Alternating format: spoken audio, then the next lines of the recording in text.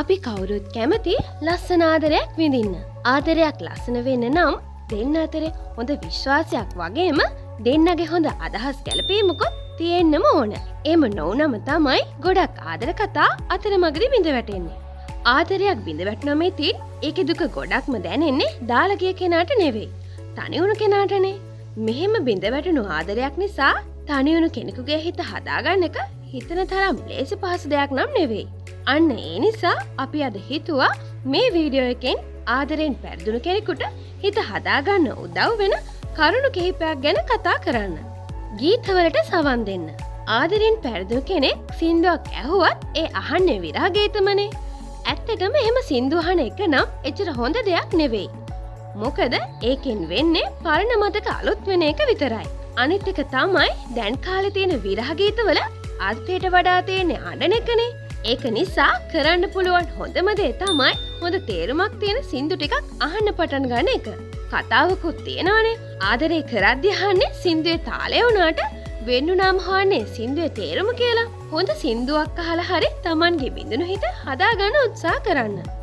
පොත් කියවන්න, පත්තර බලන්න, ඉන්ටර්නෙට් යන්න. ඔබේ අවධානය ටිකක් වෙනතකට යොමු වෙන්නත් එක්ක දේශපාලනය, කලාව, තාක්ෂණය වගේ ඔබ කැමති ශේෂ්ත්‍රයක ලිපි හොයාගෙන කියවන්න. ඒක වගේ දැනුමටත් හොඳයි. කොහොමත් ලංකාවේ දේශපාලනය ගැන කියවද්දී ඔබට විරහ වේදනාව කියන්නේ මොකක්ද කියලා හිතෙන්න බැරි කමක් නැහැ. මොකද ඒ තරමටම ලංකාවේ දේශපාලනය හොඳයිනේ. අන්තර්ජාලය නම් ඉස්සරහට එන්න තියෙන චිත්‍රපට ගැන තොරතුරු වගේ දේවල් හෙව්වට කමක් නැහැ. ඒකෙන් ඔය විරහ වේදනාව මොහොතකට හරි ඔබට අමතක වෙලා යාවි. ඊළඟ දේ තමයි ආසම දේවල් කරන එක. කවි ලියන්න, ලිපි ලියන්න, චිත්‍ර අඳින්න, නිසඳෙස් හදන්න ගොඩක් අය ආසයිනේ. අන්න ඒ වගේ ඔබ කැමති කලා කටයුත්තකට හිත යොමු කරන්න මේක තමයි හොඳම කාලය.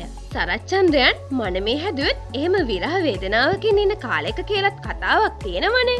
කොහොමත් ලස්සන කලා නිර්මාණයක පිටුපස කොහේ හෝ තැනක දුකක් විරහාවක් සැඟවිලා තියෙනවා. ඉතින් උත්සාහ කළත් ඔයාටත් බැරි වෙන එකක් නෑ. ඔබේ කලා චින්තනයේ හොඳම දේ එළියට එන්නේ මේ විරහ දුක විඳින කාලය නිසා කැමති කලාත්මක පැත්තකට හිත යොමු කරන්න. ආදරෙන් පෙරදුණු හිත හදාගන්න මේ ක්‍රමය හොඳ විසඳුමක් වේවි. ඊළඟ දේ තමයි ආයෙත් නම් එයා එපා කියලා හිතන එක. සමහර අයට නම් ඉතින් බීරයාලින්ට වීණා වාදනය කරනවා වගේ තමයි කොච්චර කිව්වත් මොන දේ කරත් දාලාගේ ආදරේ අමතක කරන්න බැරි එක. ඒ අය ඉතින් කරන්නේ ආයෙත් අර Taman දාලා ගියපු කෙනාට කෝල් කරනවා, මැසේජ් කරනවා. ඇත්තට මේක බොරු වැඩක්. එයා ඇත්තටම ආදරේ කරා නම් දාලා යන්නේ නෑනේ. අනිත් එක බැගෑපත් වෙනකන් ඉන්නේ නෑ. ආයෙ ආදරේ කරන්න පටන් ගන්න. දාලා ගිය කෙනා එක්ක ආයෙත් සම්බන්ධ වෙන්න හදන එකෙන් වෙන්නේ ආයෙමත් ඔබේ හිත පෑරෙන එක විතරයි. කසාද බැඳපු අයටත් දික්කසාද වෙන්න නීතියෙන්ම අවසර තියෙද්දි විවාහ නොවුණු අයට කොහොමත් වෙන්න අයිතියක් තියෙනවා. ඒත් ඒක Tamanගේ ලැබීම කියලා හිත හදාගන්න.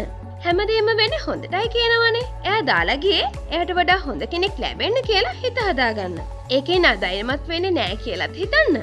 ඊළඟ දේ අලුත් සම්බන්ධයක්. ටික කාලයක් යනකොට ඉතින් ඕවා මේවා අමතක වෙලා අලුත් සම්බන්ධයක් දිහාවට අවධානය යොමු වෙනවනේ. අන්න එහෙම වෙලාවට කලින් සම්බන්ධයේ Tamanට වැරදුණු තැන් හදාගන්න අමතක කරන්න එපා. අනික කලින් සම්බන්ධය ගැන අලුත් කෙනාට හංගන්නත් එපා. එයාට පරණ කෙනා අරමයි මෙහෙමයි කියන්න යන්නත් එපා.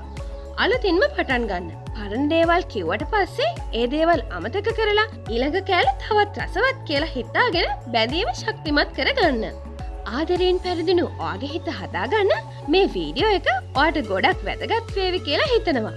දාලාගේ ආදරය ගැන හිතලා කාලේ නම් නාස්ති කරගන්න එපා. ජීවිතය අලුතින් පටන් ගන්න. අලුත් දෙයක් ගැන හිතන්න. තවමත් ඔබ පොදු අපිව සබ්ස්ක්‍රයිබ් කරලා නැත්නම් සබ්ස්ක්‍රයිබ් කරන්න කියලා ආදරෙන් මතක් කරනවා. මේ වගේ වැදගත් වීඩියෝ එකකින් ආයෙත් අපි හමු වෙමු. සුබ දවසක්.